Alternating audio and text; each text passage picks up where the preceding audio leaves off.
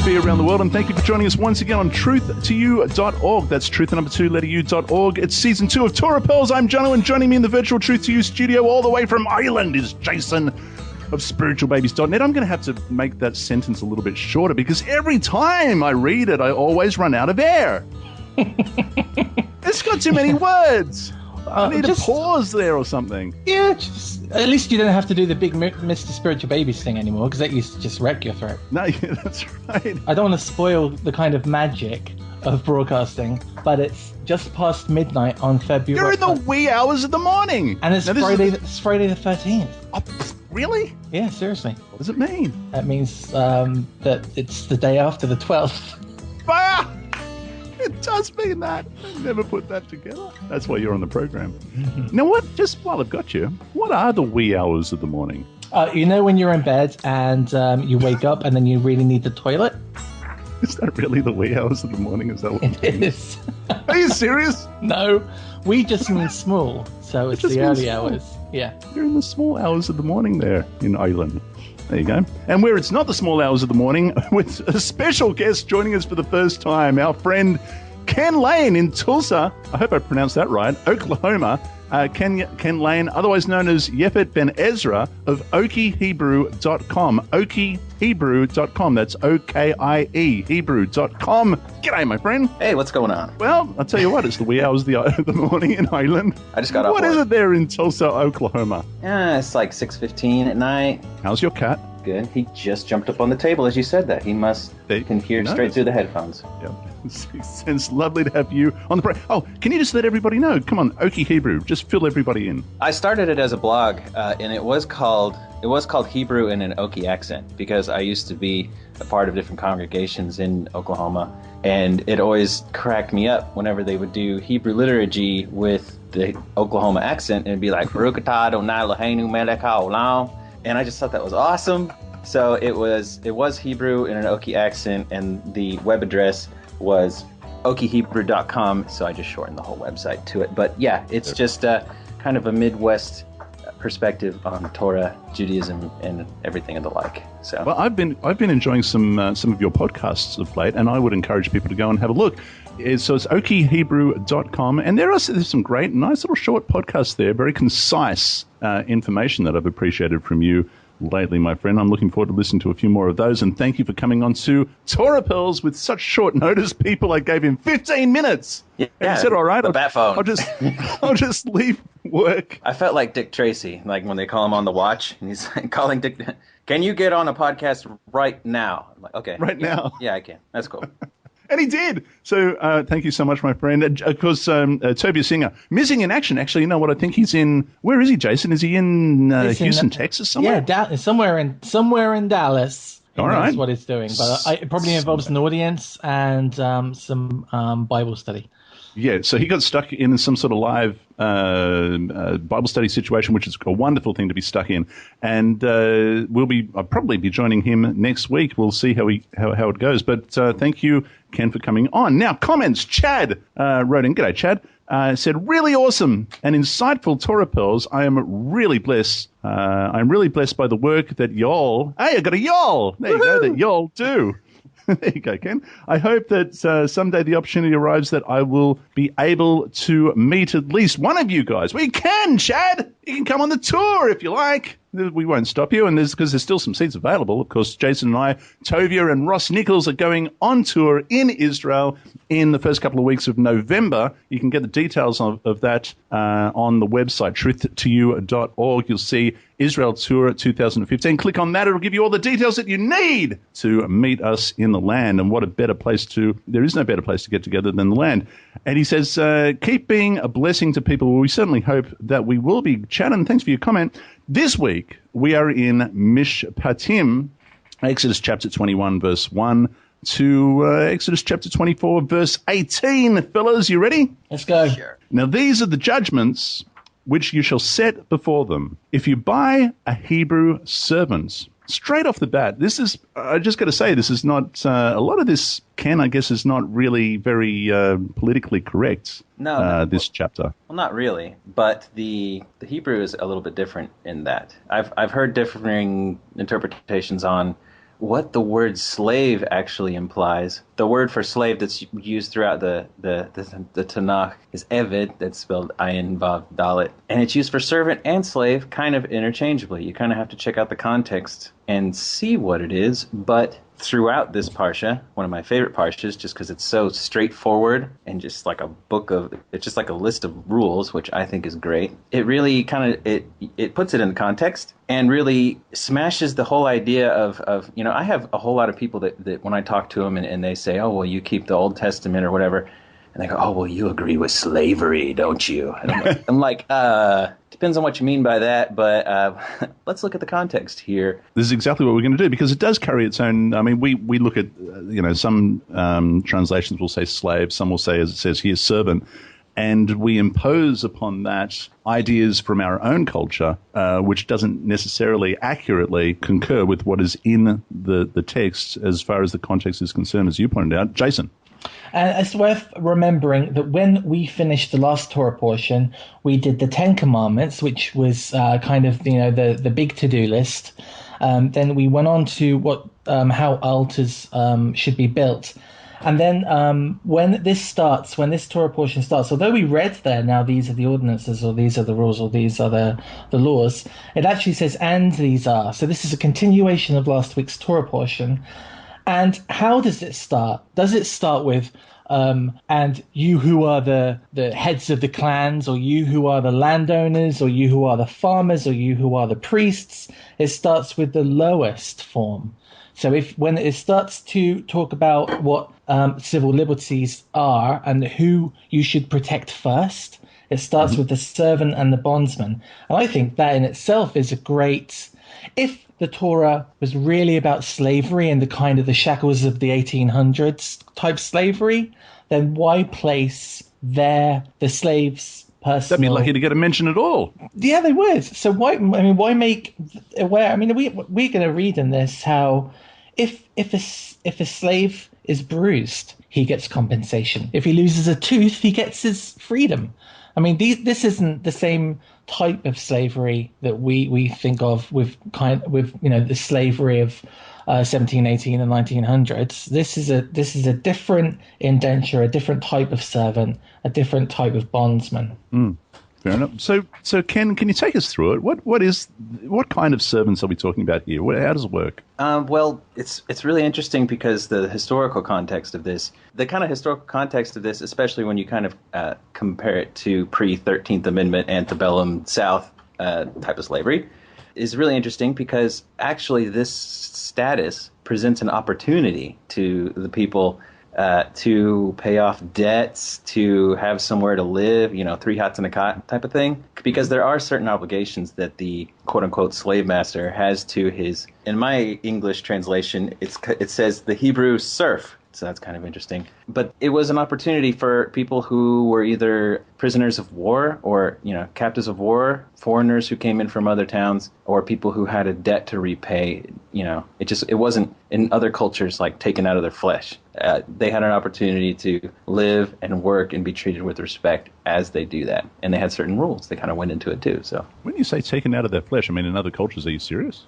Well, yeah. If in other cultures, if you had a debt to pay with somebody, they might not always go, oh, well, he owes me money. If you don't have any money, where are they going to take it from? They're gonna, you might get beaten or something like that as payment, and that is strictly against Torah. So I think that it kind of shows the how the Israelites were different from the other nations around them, that they had these certain kind of rules set up. So if someone has fallen on hard times, this is a form of Torah welfare, can I say that? Kind of, like when, you don't have anything else to sell, you sell yourself. You could sell yourself into slavery, and that's kind of one way to go about it. Now, it's kind of interesting. Nowadays, well, they had like debtors' prisons and stuff in other cultures and stuff, but this is, it's not really a debtors' prison, it's kind of more of a work program. Which maintains the individual's dignity, right? But you don't just get money for nothing. You maintain your dignity by selling yourself into a form of labor, and it's a way of putting yourself back on your feet. Is that fair to say? I'd say so. Okay. Yeah, pretty. All right. So it goes on and says he shall serve for 6 years, and in the 7th he shall go out free and pay nothing. And if he comes in by himself, he should go out by himself. And if he comes in married, then his wife shall go out with him. If his master has given him a wife, and she has borne him sons or daughters, the wife and her children shall be her master's, and he shall go out by himself. If he gives him a wife, and she bears him children, the wife and the children seem to belong to the master. But after 6 years, on the seventh year, he will go out by himself. But if the servant plainly says, I love my master and my wife and my children, I will not go out free, well, here's the remedy. Then his master shall bring him to the judges. He shall bring him to the door or to the doorpost, and his master shall pierce his ear with an oar. And he shall serve him forever. So I guess the guy in servitude wouldn't have had the opportunity to find himself a wife. That would definitely involve some sort of dowry, or he would have been given another female bondsperson as a wife, and that cost would have been incurred by the owner, by the person that was buying them for that period of time. So I can see how he may be able to leave. But the wife, even though married and now having children, still technically comes under the remit and ownership of the owner. So that's probably now at the end of the 7 years. I'm sure that she, everything being equal, would be allowed to leave. I mean, that's not this. You have to remember that these servants aren't lifetime. They're not kind of owned for their whole lifetime, as we're going to get into. The thing with it all is kind of interesting, and some people might find that in their translations it will say that then his master shall bring him unto God. It is the Hebrew there is going to be divided in English between God and judges, and I think judges is probably a fairer translation. But he takes them to the door. Traditionally, it's understood that he takes them to the door, so the judges can watch the owner pierce the guy's ear with the awl, and that way he can't forcibly. I mean, imagine if the guy just turned up with a hole in his ear, you could pin him down. 3 people hold him down. I'll bang him in the head with this, and then I own him forever. That's and you need a witness, and so by taking him to the door of the building, it's a witness to the public and a witness to the household. Absolutely, the guy's standing there of his own free will. They could even maybe ask, are you sure you want to do this, and he can say yes.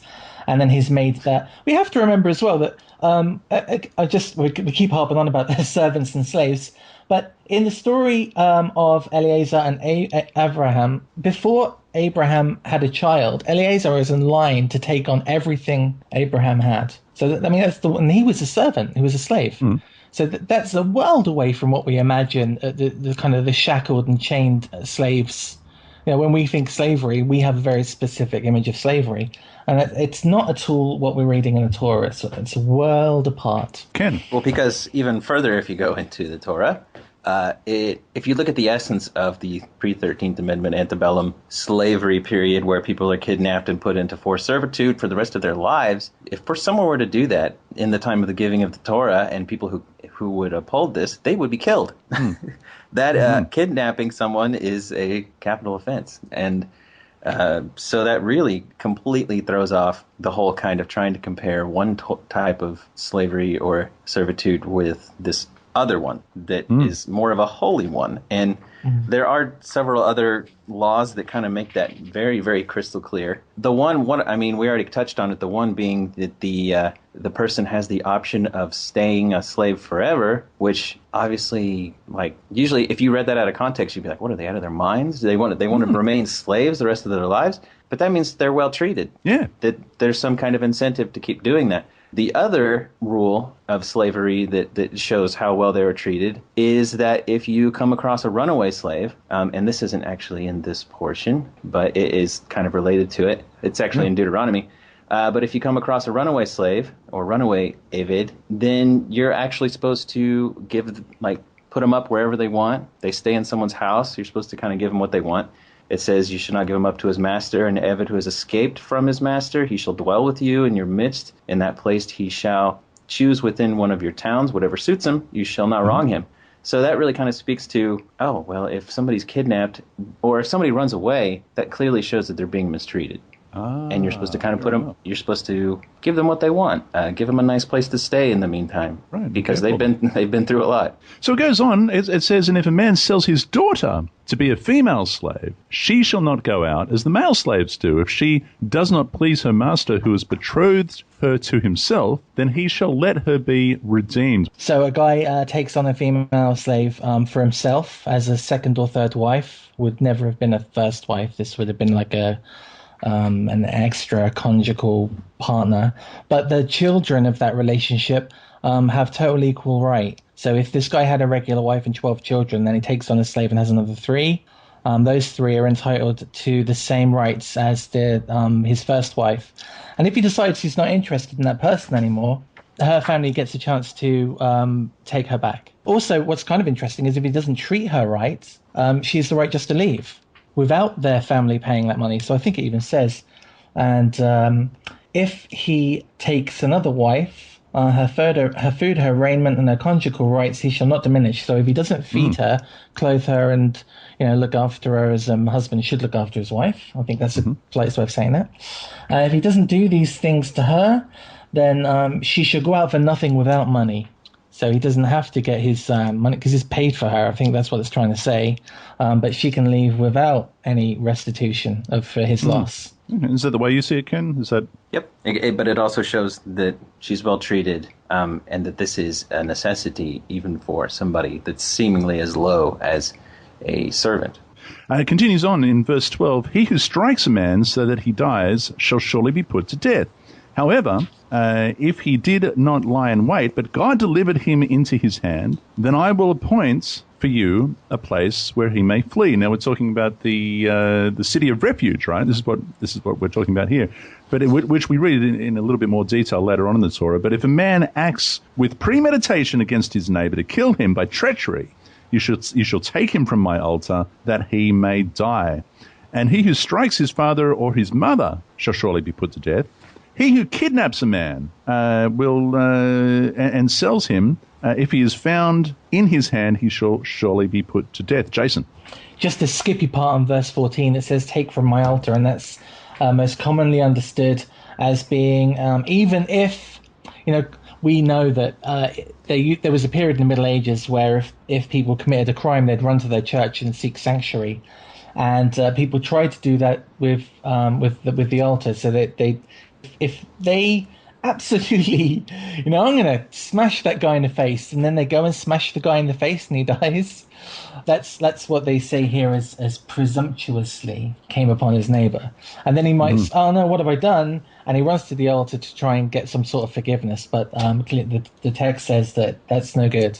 You take that guy away from the altar, he's going to die. So I find that kind of interesting that there is this idea of sanctuary even here. But there are some things that go above. God's very merciful, but there are some things that even he's not going to look over. And so I find verse 14 kind of an interesting one there.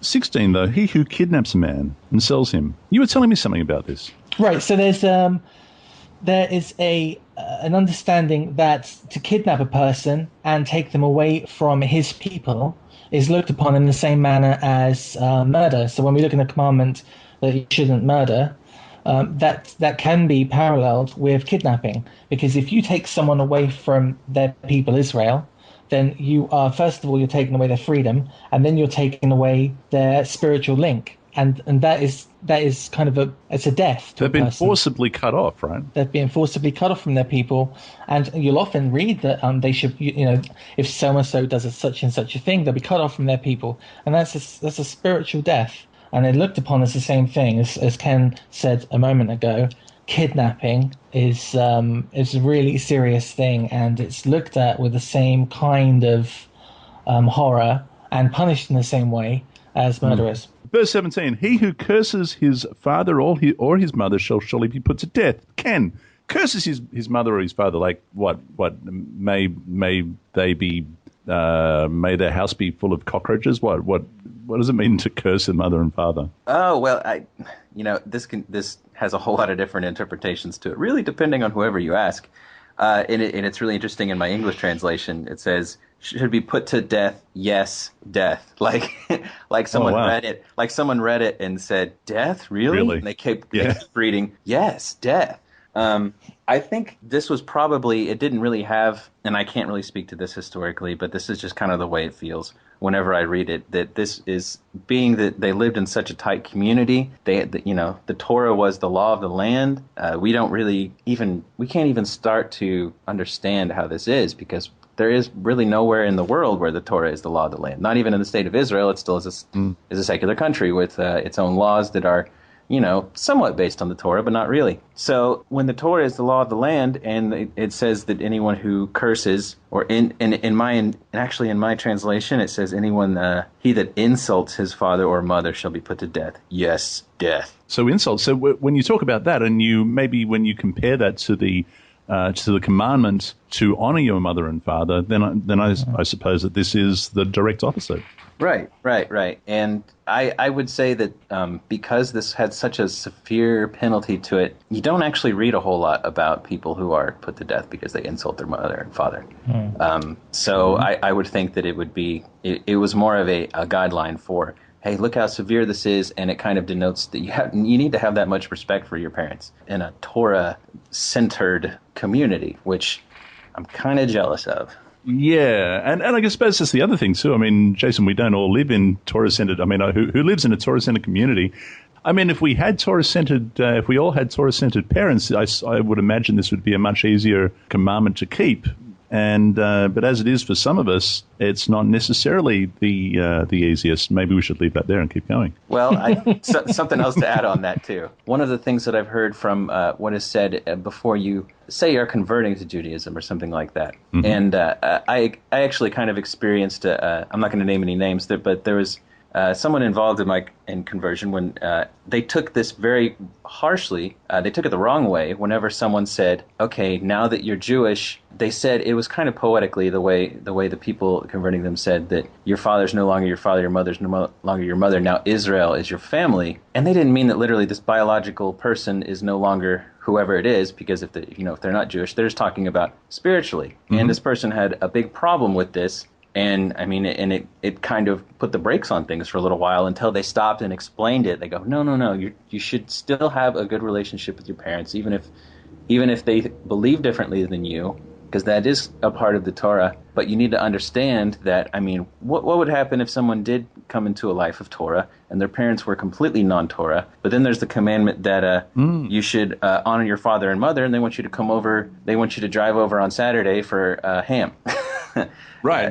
So that's a great example. Yeah, that's right. And because Judaism is a family, it's not a creed like Christianity, right? Right. And you are being adopted into that family. It's your into that covenant. Yeah. It's your new family. Welcome home. There it is. Welcome home. There it is. Okay, so if men contend with each other and one strikes the other with a stone or with his fist, and he does not die but is confined to his bed, if he rises again, walks outside with his staff, then he who struck him shall be acquitted. He shall only pay for the loss of his time and shall provide for him to be thoroughly healed, is what I've got here. So this is kind of like compensation. This is exactly what that is, I suppose.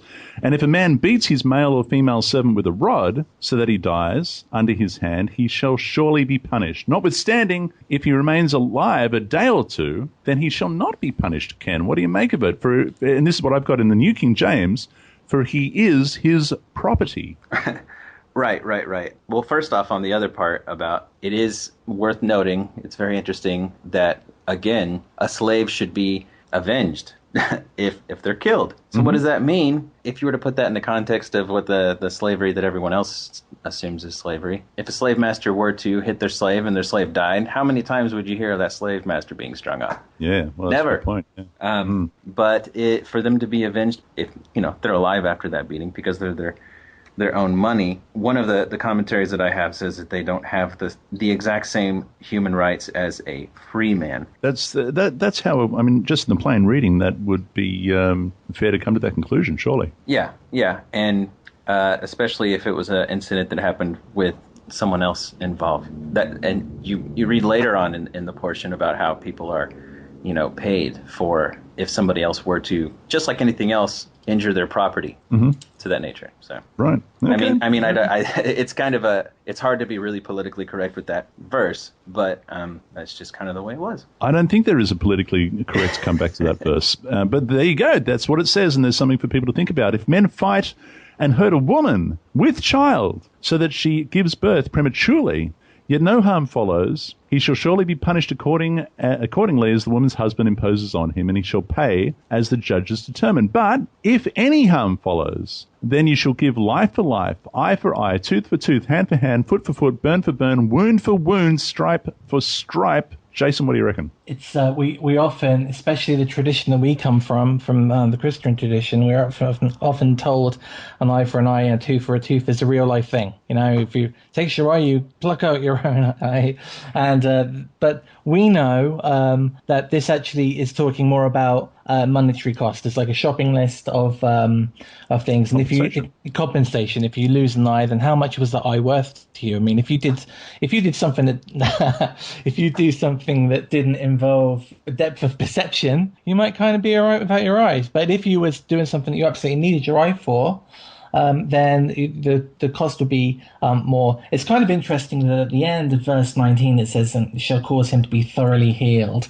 I'd like to think that it's not just about physical healing, but about spiritual and mental healing too. I mean, if you were forced to go into a burning barn to get something expensive, that could really psychologically mess you up. And I'd like to think that then you wouldn't be placed in that same situation because you needed to be thoroughly healed. But what I wanted to get to was a wound for a wound and a stripe for a stripe. Now, a wound is an open cut that will bleed, and a stripe is a bruise. Mm-hmm. So, without making any huge jumps, by his stripes we should be healed means by his bruises, not by his open wounds. So I'm going to say. Okay, so you're quoting from Isaiah, right? I am, and I thought that was a kind of interesting. We often, we're kind of inundated with these really horrific pictures of this guy being flailed, and those flails are supposed to be stripes, but they're not, because then there would be wounds. If it says by his wounds, it'd be one thing, but we're given, the Christians will even often up the word stripe. You know what? If my memory serves me correctly, I think it can also be rendered, that verse in Isaiah, by his infliction we are restored. But, we're going to be getting to that with Rabbi Michael Skobek in the next 365 Messianic Prophecies recording. We're going to be doing Isaiah chapter 53. Wow. Boy, it's going to be really good. Any thoughts on that, Ken? Yeah. In some translations I've read, along with some commentaries on this verse, even though there is monetary compensation for these things, it was still put, as all of these other things, were put before a judge to kind of weigh out the fairness of what was going on. Because in some systems, what would happen if there was a really, really rich man who just thought he could go around causing all kinds of injustice and just paying it off? Sure. Yeah. So that in some instances, there were other types of penalties that were a little more, shall we say, pashat, when it comes to how they were carried out. So I would say, yeah, sometimes they were monetary, but we can't forget, some people assume that a lot of these judgments were carried out by people, meeting in the town square and going, the Torah says this, let's just do it. No, there were judges, there was a court system that would determine these things to make sure that the punishment fit the crime. I want to, thanks for bringing that up. I want to highlight life for life, because we're talking about a baby in its mother's womb. And when it comes to issues like abortion, I think this is a very valid and relevant couple of verses to take into consideration. The baby in its mother's womb is referred to as a life, and if that life is taken, then life for life. Verse 26, if a man strikes the eye of his male or female servant and destroys it, he shall let him go free for the sake of his eye. And if he knocks out a tooth of his male or female servant, he shall let him go free for the sake of his tooth. Animals, if an ox gores a man or a woman to death, then the ox shall surely be stoned, and its flesh shall not be eaten. Be pretty tender, though, wouldn't it? No, I shouldn't say that. Okay. Wouldn't it? I mean, you're supposed to tenderize it after you kill it? No. Okay, moving on. The ox shall be stoned. And But the owner of the ox. See, this is what happens when Toby is not here. The ox should be tenderized to death. I feel like the parents have gone out and left the kids at home by themselves. Hide the matches. There's a twisted part of my brain wondering whether that would make the meat actually any better. The cruelty button's ticked off. That's not working anymore, and I'm thinking, I wonder if that would make really, really great steak. You shave it, and then you stone it. You can't because it's not because it still contains the blood. Right. In any case. Yeah. And in fact, and then you run into all kind of issues with the bruising of the blood and trying to drain it. Maybe it's not going to. Animal rights people start hanging around your front door. And the longer I think about it, there's a long list of Torah that would stand in the way of eating this animal. But I tell you what, it's fair enough that it should be put down. It says if the ox tended to thrust with its horns in times past. And it has been made known to the owner, and he has not kept it confined, so that it killed a man or a woman, the ox shall be stoned, and its owner shall be put to death. Well, how about that? I mean, because the owner is responsible as well. The owner knew. Yep. It's fair enough. That would basically be ancient Israel, kind of a form of manslaughter, but not... I guess so. Yeah, and... Even though for manslaughter in the States or whatever, or wherever, you're not killed for it, but... No, but Ken, if you've got you've got your car and you know that the brakes aren't working that well, and you take the risk anyway, and you take your car out, and there's a situation where you have to jam the brakes on real quick, and it's not quick enough, and you kill someone. Yeah. Well, is that not a form of manslaughter? Well, just like I read the other day about the captain of that one cruise liner, who I can't remember exactly why he ran it aground. He was tried and they put him in jail for like 16 or 17 years. Yeah. So that was that could have been fallen under that's a really big ox. That's a big ox, and a lot of people died as a result. Yep. And so it says, so verse 30, if there is imposed on him a sum of money, then he shall pay to redeem his life whatever is imposed on him, whether it has gored a son or gored a daughter, according to his judgment it shall be done to him. If the ox gores a male or female servant, he shall give to their master 30 shekels of silver, and the ox shall be stoned. Jason, what do you make of it? Well, this is kind of a little interesting nugget, because we know from Leviticus 27, I want to say it's 27, that a Hebrew slave is worth 50 shekels. But here we see 30. And so the understanding of this is that this isn't a Hebrew bondsman and bondswoman. It's a heathen or a pagan bondsperson. And that's why they're valued less. And I thought that was worth highlighting. You will see all the way through that the cost of virginity, if you take a bride, is 50 shekels. And there's 50 shekels, 50 shekels, 50 shekels, but here 30. And the understanding there is that this isn't and I wonder whether that's because a person that would look after an animal, because the chances are that this would be someone that was in proximity to the animal, would normally have been a Hebrew. Maybe they were kind of outsourcing, and they gave the kind of crappier jobs or the more dangerous jobs to a certain type of slave.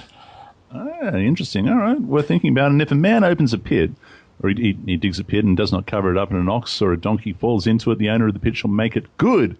He shall give money to their owner, but the dead animal shall be his. I just want to jump in here real quick. Go on. Now, where is the verse that says, and if a man falls into the pit? Where is that? There, it doesn't exist, because if there's a big hole in the ground and you fall in, it's your own fault. That's literally it. That's literally why it doesn't say that. If you've covered the ground, if someone's on the roof of your house and it's dangerous and that's why you have to put the fence around it, you're responsible for that. But if you've clearly got a big hole in your land and a human walks into it, they figure it's your problem. Well, now, I did think about this, because there are cases sometimes when we have what we call dams or little water holes, lakes, little tiny ponds. There you go. We call them dams for the livestock out on the land. And when there's a drought and the water is quite low, some of those holes can get really quite deep and very muddy at the bottom. And because animals, they get thirsty, they take the risk, they will purposefully get down into that hole. to get to the water, but because it's muddy, they can't get out again. And if no one is checking the water holes, then it's not unusual to find an animal that has passed away in one of those holes. Well, I think in this instance, they're specifically talking about a pit in regards to waterhole, like you were saying, but they should almost always have been covered. It reduces the amount of theft, and moreover, if supposing that's the only source of water that you have on your land, and then an animal falls into it and dies, you can't drink from that anymore. You don't want that water, no. Right. So I think there was probably more going on than just the that animal being an issue. But yeah, it's definitely regarding a water pit, the same kind of thing that Joseph would have got thrown into. But it's literally a storage thing, and I think it's probably the same as when Ken was mentioning that most of these were, if you do this, you'll get killed, as a way to deter people. I think this was probably deterrent to make them remember to put the stones back over their water. Yeah, and this whole verse would make the modern lawyers very unhappy, because nowadays we have warning labels on absolutely everything, which this is by law, but this is kind of just hey, how about well, as Jason mentioned, it doesn't say for a person that if a person falls into it, that's just kind of telling Israel, hey, you need to kind of be smart, be responsible, and common sense, people. Yeah, that coffee that you bought, it's hot. Common sense. It's really hot. It's really hard. If a man steals, chapter 22, if a man steals an ox or a sheep and slaughters it or sells it, he shall restore 5 oxen for an ox, 4 sheep for a sheep. Right. And so now, just jumping back to what you were saying about the lawyers of the land today, this one doesn't fly so much, if I understand correctly, in the States. If the thief is found breaking in and he is struck so that he dies, there shall be no guilt for his bloodshed. What's the law of the land there at the moment? Isn't in the States? I mean, if someone breaks into your house, aren't you meant to make them a milkshake and give them a sandwich and ask them if there's anything else that they need and load them up and send them on their way? Oh man, that depends on what state you're in. Certain states. What is it in Oklahoma? Oklahoma's pretty much shoot first, ask questions later a little bit. We're kind of cowboys down here, but I wouldn't necessarily call it just a straight up stand your ground law, but there are certain states in the United States that are a little way more accommodating for people to protect themselves with, say, firearms or whatever. But I did hear of a case once where a burglar, I think he was crawling through a skylight and fell into the kitchen on a knife and sued the family and won. Wow. It blows my mind! But that's just a commentary of how that legal system is so far removed from this legal system. Man, doesn't it? I mean, if that happened, honestly, what I think should happen is that a statue should be made, put in the public square of the thief with the knife in his butt, and say, "This is what happened to this guy." This is butt knife, everybody. Yeah. Butt knife man. Butt knife man. Jason, butt knife man. What is the law of the land in Ireland if someone's breaking into your house? You don't want to do that in Ireland. Okay. If someone comes into this property and I smash him over the face with whatever's handy, chances are I'd be all right. Wouldn't be a problem. Okay. All right. Not the case everywhere. He should make, it says, if the sun has risen on him, there shall be guilt for his bloodshed. He should make full restitution. If he has nothing, then he shall be sold for his theft. If the theft is certainly found alive in his hand, whether it is an ox or a donkey or a sheep, he shall restore double. So I think that kind of means if it's nighttime and you kill the guy, it's not your lookout because you couldn't see him. If it's daytime, you should shoot him in the knee. That's the knee shot. So that's the knee shot. You've got a chance to take him down. And if the guy doesn't have anything on him, then he gets literally sold for theft. And if he has got something on him, then he has to pay back double the worth of the item. All right. Thanks. Fair enough. Okay, makes sense. If a man causes a field or a vineyard to be grazed and lets loose animals and it feeds in another man's field, he should make restitution from the best of his own field and the best of his own vineyard. Fair enough. If fire breaks out and catches in thorns so that stacked grain, standing grain, or the field is consumed, then he who kindled the fire shall surely make restitution. Fair enough. If a man delivers to his neighbor money or articles to keep, and it is stolen out of the man's house, if the thief is found, he shall pay double. If the thief is not found, then the master of the house shall be brought to the judges to see whether he has put his hand to his neighbor's goods. Now, I've got embezzle. And it's worth mentioning that in the last 4 we've covered, the first 3 are really about people that aren't paying attention. So the guy sets his animals free knowing they're going to go into his neighbor's field. And then a guy sets a fire knowing it's possible that that's going to... So they are responsible. It's not an accident. They haven't paid attention. And this one, someone's said, I'm going away for a couple of weeks. Will you look after this really important, valuable thing? And the guy says, yeah, sure, I'll look after it. And then comes home. Where's my super invaluable, important thing? My house was broken into. We'll see. The judges come around.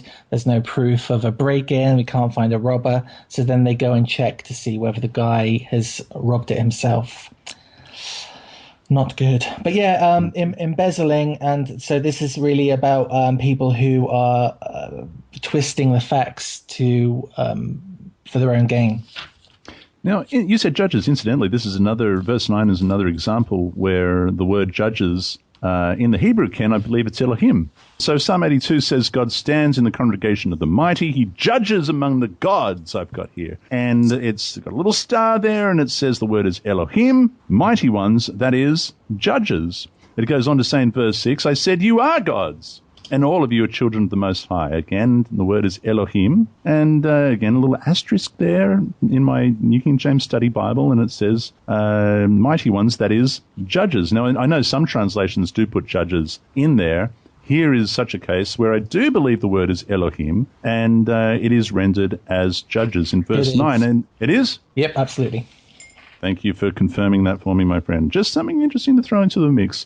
If a man delivers his neighbor's donkey, an ox, a sheep, or any animal to keep, and it dies, is hurt, is driven away, no one's seeing it, then an oath to the Lord shall be between them both. Ken, what does it mean? An oath to the Lord shall be between them both. Well, I'm just, to me, it kind of, it brings in modern day what we'd consider to make sure they don't perjure. Because they're bringing in an oath to go, okay, we want to ask you what's going on here exactly. Mm-hmm. And usually making promises before Hashem, which I think it is the actual tetragrammaton. It's the tetragrammaton. So they're invoking the name in a promise or a vow saying, I swear I did not do this thing. Yeah. Pretty serious stuff. Yeah. The oath of Hashem is to be between the two of them, and this is...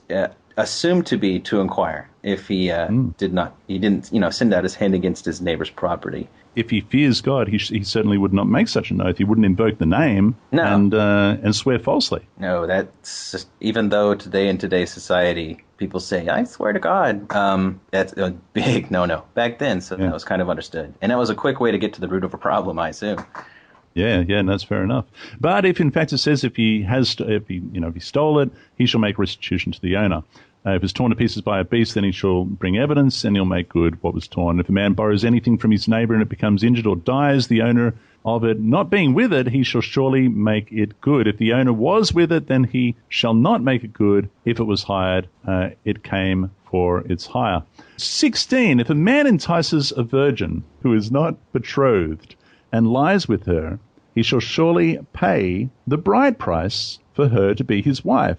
If the father utterly refuses to give her to him, he shall pay, and this is what you were saying, Jason, he shall pay money according to the bride price of virgins. And am I right? You pointed out that was 50 shekels. That's right, 50 silver shekels. So you seduce a virgin or you sleep with a virgin, all you got to do is pay it off? Really, this doesn't have much to do with that, because the seduction is not, it would mean it would be consensual. Mm-hmm. And I think some people kind of overlook that. Right. That would be the case. I don't know. Some people see it plain on the head, and some people go, oh man, well, if this happens, that's all he has to do, and that's an outrage. And that would be an outrage if that were the case. but it's not. Okay, good. Jason. While we're there, we may as well go for it. So a guy, it says, entices. I think it's supposed to be inducing her to be a consensual partner. Mm-hmm. But I mean, imagine the situation. You've got a daughter, and you're hoping that she's going to marry into a healthy, loving relationship, and then she gets kind of she loses her virginity in whatever situation that is. Mm-hmm. Now you can't marry her off. So the whole point here is that this the dowry that's offered up, it used to go to the father, but later on it went to the daughter, so the daughter would kind of be a woman of her own means when she went into the relationship. But this was about making sure that the daughter had a home, because, I mean, you have to remember, as soon as she becomes the wife, she's got rights. And if if this guy who seduced her wants to throw her away, just as we've read, and we will continue to read in the Torah portion, the wife has rights in these situations, so she's put into a situation of safety. But I really wanted to talk about the sorceress thing, because it's kind of interesting, because when it says you shall not suffer a sorceress to live, we have to ask, why shouldn't we suffer a sorceress to live? Is it because they have all these magical powers? Or is it because... it makes for a pretty short Harry Potter movie, right? I mean, it doesn't really... that wouldn't sell. Yeah, that's right. She turns you into a newt. Yes. But really, it's about the fact that these people were an affront to the monotheism that Israel had. They were completely pagan. Their ideals, the way they worked, was completely foreign. But what's kind of interesting, that in the Septuagint, the Hebrew word for sorceress is rendered as poisoner and has a much more criminal feel to it. That is interesting. Yeah, it is, and it turns it from something that's magical, if you like, into something that's a bit more sinister and underhand. But it's worth remembering that. Whoever lies with an animal shall surely be put to death. What I find really interesting about this, also from a historical standpoint, the Hittites had a law as well, and their law didn't necessarily say this, but it distinguished against which animals were okay. No. Yeah. No. Why do you say so? You can. You're like, oh well. So these animals, that's all right, but you don't touch these animals. That's the hippopotamus is all right, but the goldfish you don't do. Yeah, I can't specify which animals are cool and which ones aren't. Okay. He who sacrifices to any god except the Lord only, he shall be utterly destroyed. Now, there's some forceful language. We don't see that, before this point. He who sacrifices to any god except for the Lord shall be utterly destroyed. You shall neither mistreat a stranger nor oppress him, for you were strangers in the land of Egypt. It says, you shall not afflict any widow or fatherless child. If you do afflict them in any way, and they cry out to me, oh boy, you're in trouble. I will surely hear that cry, and my wrath will become hot, and I will kill you with the sword, and your wives shall be widows, and your children fatherless. One thing that's kind of interesting about this, too, is that he says, kill you with the sword. It doesn't say some supernatural way, I'm just going to make you drop dead.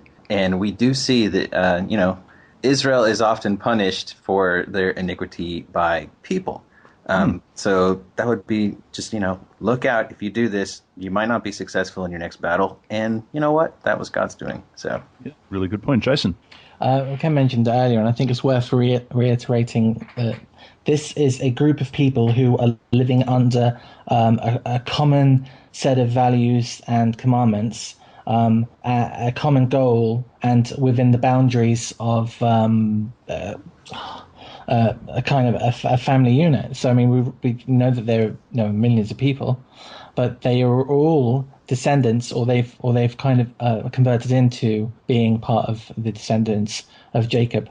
And so I remember, I could kind of witness a little bit, I suppose, when I was in the Messianic movement, that we would be reading these passages, and they'd say, this is absolutely how we have to live now. And so all of these bits earlier on, all of these things about how to live, not just about giving charity and being kind to people, but some of the more kind of rougher parts too, that's how you should treat the people you live with. You should go and if someone's built an altar, you need to tear that altar down.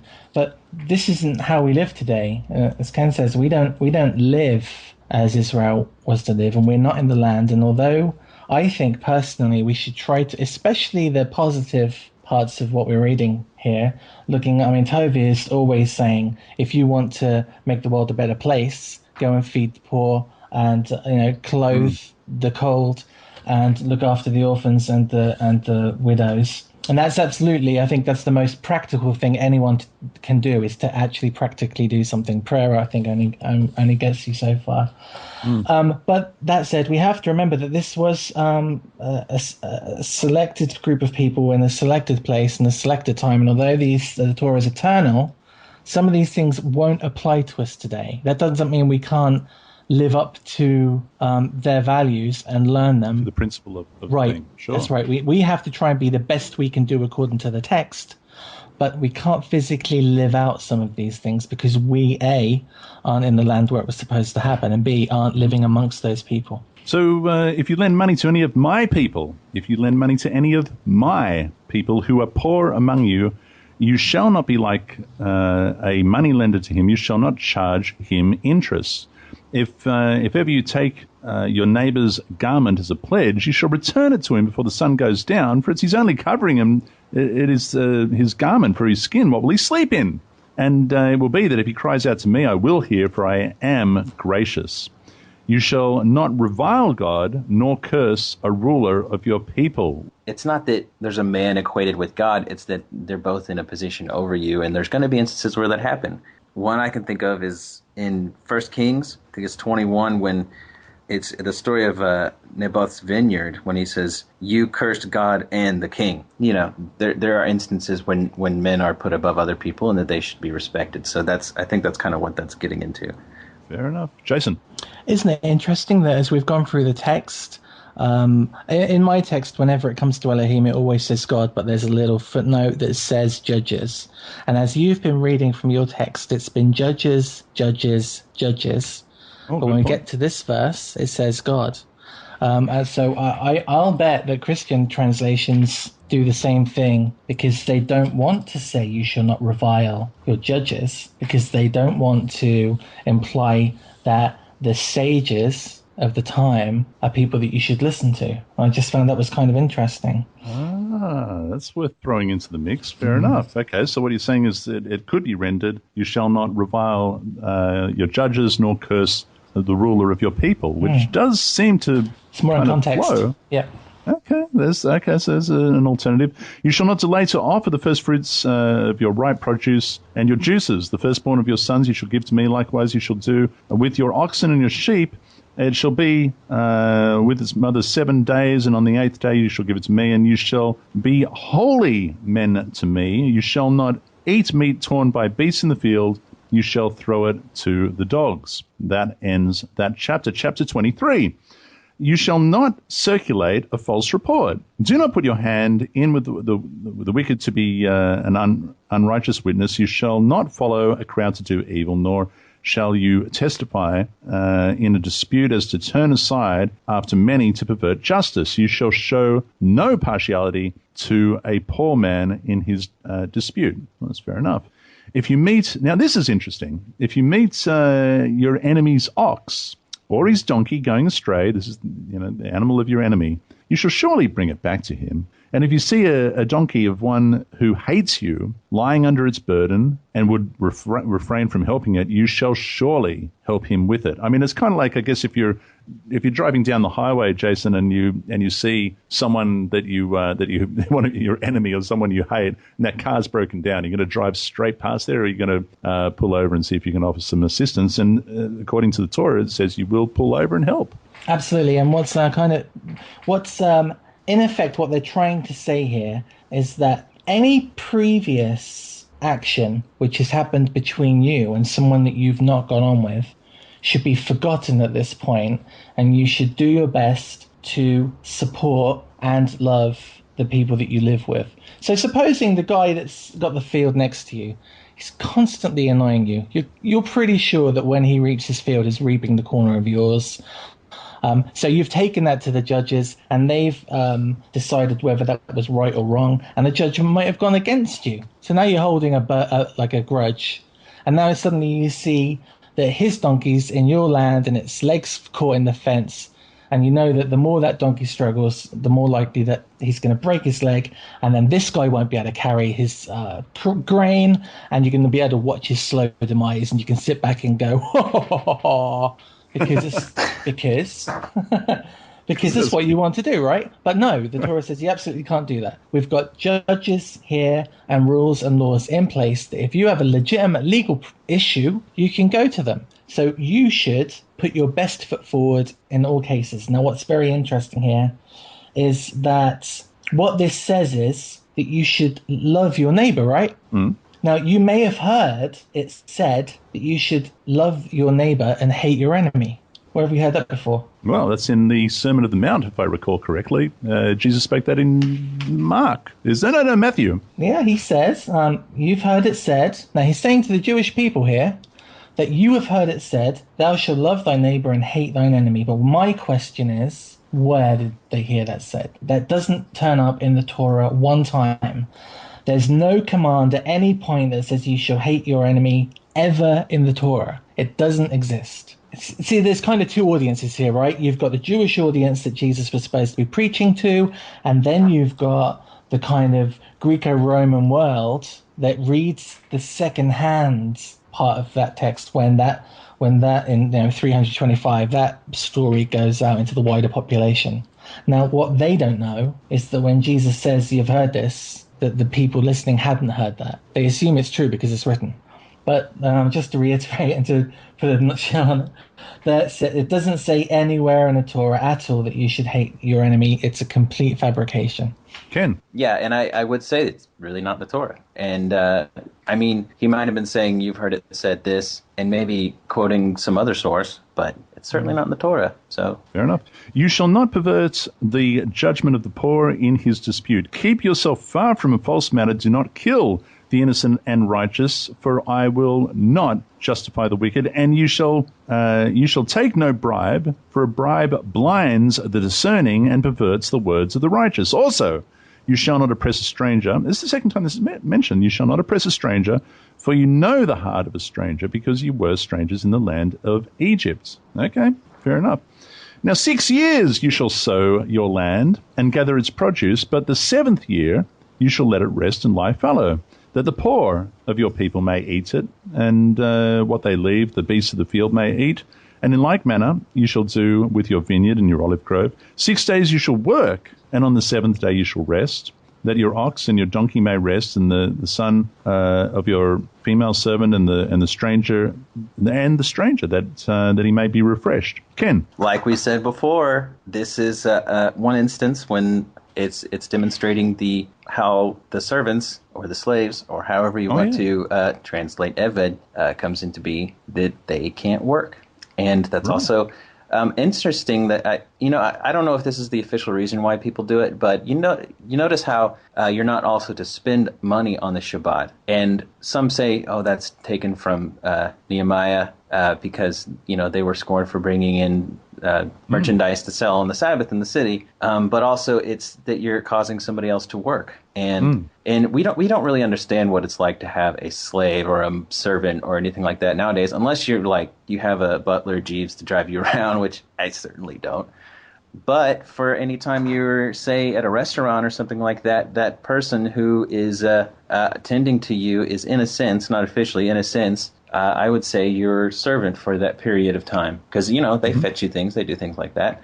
So you couldn't go to a restaurant on the Sabbath, even if somebody was to say, oh, I'll pick up the bill so you won't be breaking the Shabbat. No, you're causing a servant to perform labor on the Sabbath. So I would say that's out too. So that really clears things up. Well, that's a really good point. So whether you pay for it or not, someone is executing a service that you're taking advantage of, and so you're pointing out that you would rule that out as well. I would personally, also just kind of to be safe, because there are so many situations when, I work with mainly non-Jewish coworkers, and they love to come to my desk and go, okay, well, what if you're put into this situation or whatever, because they were trying to get me once to attend a party that was on the Sabbath, even though it was within walking distance of my house. And they go, well, what if I gave you a ride, or what if we picked up the tab at the bar, or what if we did this to make it okay? If you read this and you put it into that nature, it's really plain and simple. It's okay, no, because they would, in effect, temporarily be my servant. So I'm not going to do that. I wouldn't tell that person, hey, servant, fetch me another Dr. Pepper. But but I would just kind of hold on to that as, that's the nature of the mitzvah, I would say. That's a really good point. And in all that I have said to you, be circumspect and make no mention of the name of other gods, nor let it be heard on your mouth. Now, this is an interesting one, because we know that the names of other gods are mentioned throughout the Tanakh. And so what does it mean to not mention the names of the god? Does it mean do not mention the names of the god in respect to worship or to revere such names? Does that sound fair, Ken, to you? Well, actually, this is interesting to me because it's something I've kind of struggled with, not going around mentioning the names of pagan gods. But there are people that, and I don't even know how I feel about it right now either, how they go, well, I'm not going to say the word Jesus because that is a pagan god of a pagan religion. It's another god, so I won't even utter its name. But they'll, some of those people will go on and talk about Nimrod and or talk about other kinds of gods in the same sense. But I think it is better to be safe than sorry. But you do have to understand, are you referencing the god of another religion? Are you referencing a historical figure who other people seem to worship as a god? I think that's for one person to decide for themselves. Okay, all right. So there is. So then we have the 3 annual feasts. You shall keep a feast to me 3 times. You shall keep a feast to me in the year. You shall keep the feast of unleavened bread. You shall eat unleavened bread 7 days, as I commanded you at the time appointed in the month of Aviv. For in it you came out of Egypt. None shall appear before me empty. And the feast of harvest, the first fruits of your labors, which you have sown in the field, and the feast of ingathering, at the end of the year, when you have gathered in the fruits of your labors from the field. 3 times in the year, all your males shall appear before. Now, I think this says, this might be the first time we see. Can anyone confirm in the Hebrew, is this Adonai and then the Tetragrammaton? Yep. I think it is. Yep. Interesting. Okay, that's what it says. You shall not offer the blood of my sacrifice with leavened bread, nor shall the fat of my sacrifice remain until morning. The first of the first fruits of your land you shall bring into the house of the Lord your God. You shall not boil. This is the first time it's mentioned too. You shall not boil a young goat in its mother's milk. We're going to see this a number of times. I think maybe it appears 3 times in the Torah. 3 times, yeah. And this is one that I'm one of those people that really have to keep an eye out, or at least up until very recently, to make sure that I kept this Torah, because having milking goats, and also we would keep the males and slaughter them, put them in the freezer. And we did literally have to be careful not to cook a kid in its mother's milk. That was something we had to be particular about. There is the interpretation of not to mix milk and meat together, but there are a lot of different traditions that state that this was in regards to not dietary, because if we look around here in the context of it, we don't really see a whole lot concerning dietary, what to eat, what not to eat. It had more to do with idol worship and separating. So the commandment to not boil a kid in its mother's milk, that is also now from archaeological studies been found to be a Canaanite fertility ritual. So it says don't do this. Don't boil a kid in its mother's milk, because that was seen as something that they do, that something that we do. So that's another interpretation of it. That's just another perspective of it as well. So we've got to kick it along. We're now in verse 20. Verse 20. Behold, I send an angel. Now, that's this is what I've got in the English, and I always prefer to use the word messenger. Behold, I send a messenger before you, to keep you in the way and to bring you to the place which I have prepared. Beware of him and obey his voice. Do not provoke him, for he will not pardon your transgressions, for my name is in him. But if you indeed obey his voice and do all that I speak, then I will be an enemy to your enemies and an adversary to your adversaries. For my messenger will go before you and bring you in to the Amorites and the Hittites and the Perizzites and the Canaanites and the Hivites and the Jebusites, and I will cut them off, and you shall not bow down to their gods nor serve them, nor do according to their works, but you shall utterly overthrow them and completely break down their sacred pillars. Jason, a messenger, what do you reckon? I have to say, we on this show are a friend to Christians. I don't want people to think that we don't like Christians. We love Christians. We love all people. We do not love Christianity. And it's not that we're out to destroy Christianity at all. Everyone has a right to believe what they believe. But we also have the right to defend the text and try to portray the original meaning and context of the text as we see it. And let's try to remember that the day before Jesus died, everyone believed the same way as we believed what this text says. But one of the strongest arguments that comes up is that this verse, when I say, well, at no point are we told to believe in a Messiah, because the whole thing is when you need a Messiah, otherwise you can't be forgiven and nothing good will happen and you have to wait for this Messiah. My argument often is we don't need to believe in a Messiah, but then we are told here in this text that God will send an angel ahead of you and that you better listen to him because God's name is in him and that he will not pardon your transgression. So we're not going to say angel because that's not what it says. It says malach, it says messenger. And we're gonna assume for a moment that messenger is Moses. And can I reread that with that context? Please, go on. Behold, I send a messenger before thee to keep thee by the way and to bring thee into the place which I have prepared. We know that Moses was given to Israel to take Israel on a route and deliver them into a place which God has prepared. So that so far it totally works. Take heed of him and hearken to his voice, Moses's.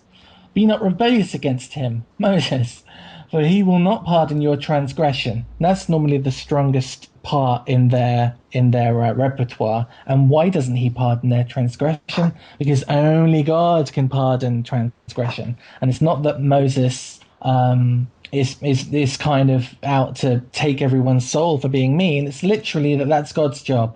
For my name is in him. And I gave the kind of analogy earlier of a guy who works for the king going to a town to build something for the king, and he finds out that his second in command has been stealing loads of money. It's not up to the guy that was sent to do the job to kill the thief. That's the king's job. But the person that was sent stands in place of the king. He can give commandments, he can tell people what to do because he's been given a purpose. And Moses had that purpose, but Moses was not in position. He acts in the authority of God, right? Absolutely. So God's name was in him, but Moses didn't have the ability to forgive transgression.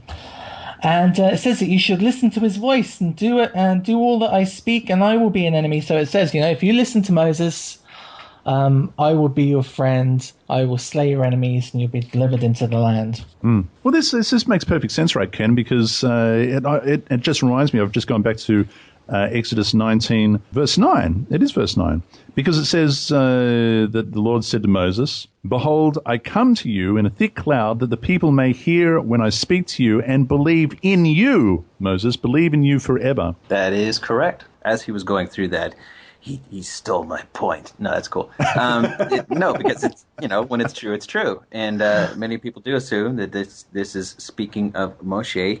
I don't know why angel gets thrown in there so much. It's clearly Malach and it means messenger, and Moshe fit the bill. So and he fits all these different bills here too. So we're in complete agreement there. Nice. Okay, good one. All right, so that's a Torah pill. Verse 25, you shall serve the Lord your God, and he will bless your bread and your water, and will take sickness away from the midst of you. No one shall suffer miscarriage or be barren in your land. I will fulfill the number of your days. I will send my fear before you. I will cause confusion among the people to whom you come, and will make your enemies turn their backs to you, and I will send hornets before you. Imagine, that'd be, wow. Do you remember when we had Moses crossing the parting in the sea, and it Can you said, imagine having pet hornets that do just... No, I can't get off this. Imagine having your own pet. Imagine having like a hornet's nest on your property, protecting your property, that would just, like, remember like the little flying monkeys in The Wizard of Oz? And she goes, "Fly, my pretties, go and do my bidding." Well, the word there for hornet is, from what my understanding, could be incorrect, is despair. I mean, it means, I think they're kind of lumped in. Are you taking my hornets away from me? No, you can have your hornets. Okay, thank you. But yeah, they're one and the same. There is I'm just going to look it up here, and while I am, I'm going to waffle on a little bit about when the Egyptians chased Moses through the water, and it said that God will cause discomfort on the Egyptians, and it's the same word here, but that was confusion. And it says that I will send my terror in verse 27, and we've got reference to that terror or fear in Numbers 22 and Joshua 9:3. But what I'm interested in is this word hornet, because there is reference to this hornet. 20. There we go. Moreover, the Lord God will send the hornet among them, and this is Deuteronomy 7:20.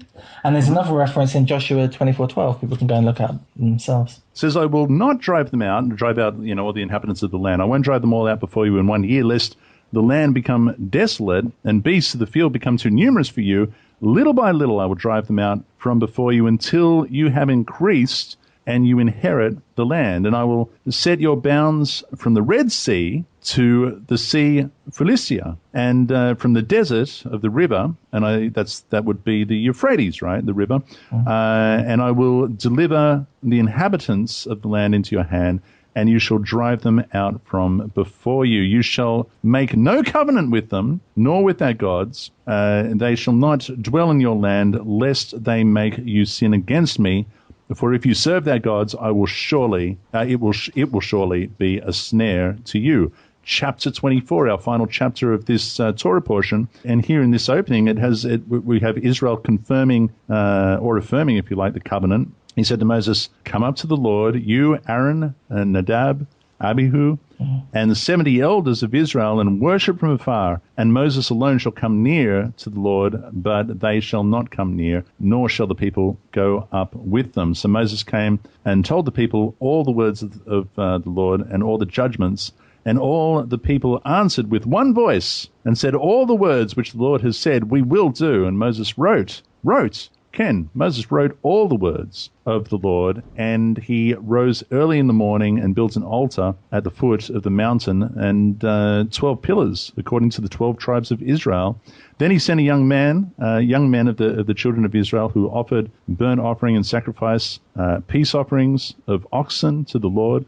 And Moses took half the blood and put it in the basins, and half the blood he sprinkled on the altar. Jason, wait a minute. This reminds me of something.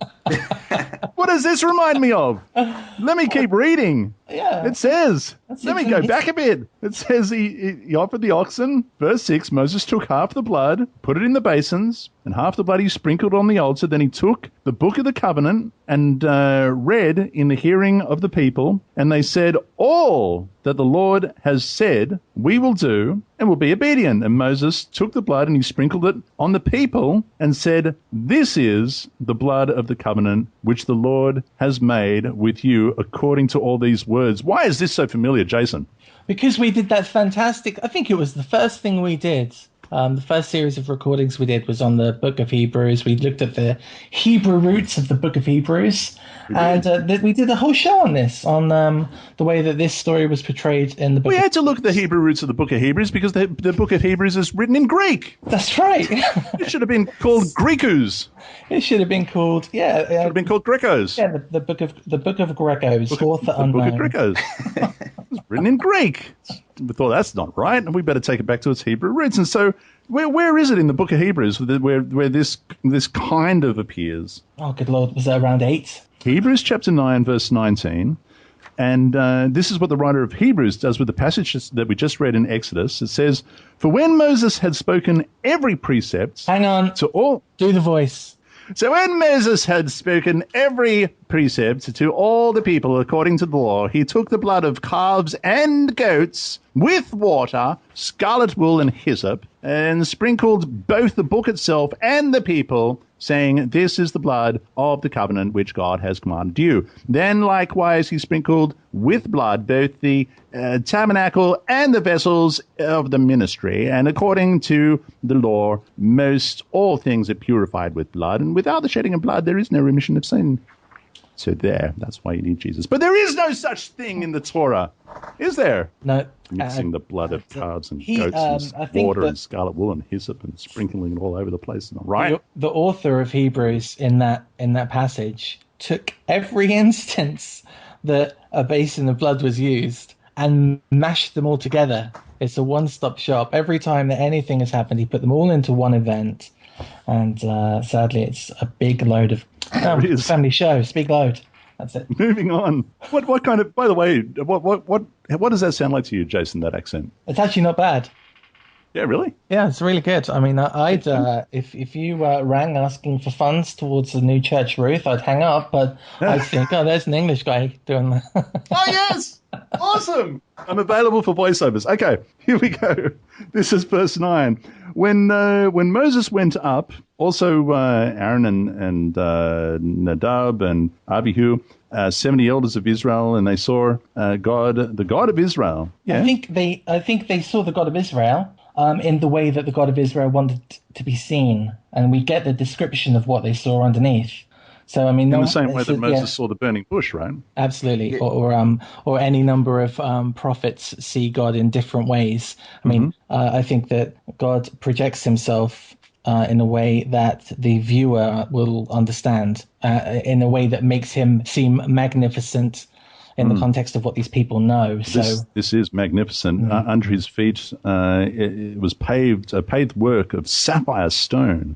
And it was like the very heavens in its clarity. But on the nobles of the children of Israel, he did not lay his hand. So they saw God, and they ate and drank. They ate and drank in his presence. Then the Lord said to Moses, "Come to me on the mountain and be there, and I will give you tablets of stone and the law commanding, which I have written, that you may teach them." So Moses arose with his assistant Joshua, and Joshua was there. And Moses went up to the mountain of God, and he said to the elders, "Wait here until we come back to you. Indeed, Aaron and Hur's there as well with you.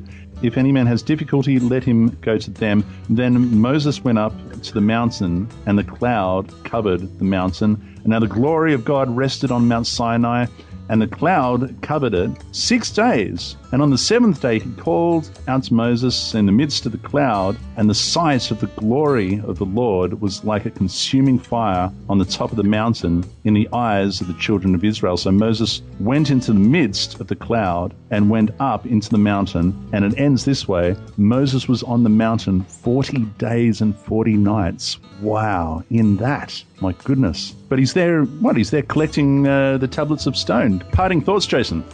Nadab and Abihu, it's kind of interesting that they were part of this party that went up and ate and drank in the presence of God on his mountain. And I wonder whether, because we know they meet in untimely, spoiler alert, they meet in untimely end, and I wonder whether it was that they felt that they could be that familiar because they'd done it already. But it's something we can think about later on. But no, I've enjoyed that. Thank you very much, Ken. You really... Thank you, Ken. Yeah, great. Thank you, Ken of Tulsa, Oklahoma. Ken Lane, otherwise known as Yefet Ben Ezra of okiehebrew.com. okiehebrew.com. O-K-I-E, Hebrew.com. Thank you, my friend. Such short notice joining us on Torah Pearls. I hope you join us again very soon. Oh, I enjoyed it immensely. It was a great wake-up from... just getting a phone call from you and going, "Oh, we're going to do this and you need to be here now. Go."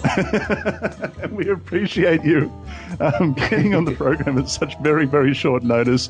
And Jason of Spiritualbabies.net. Dear listeners, check out both websites, both very, very good websites.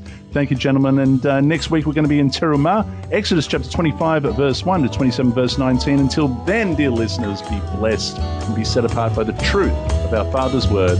Shalom.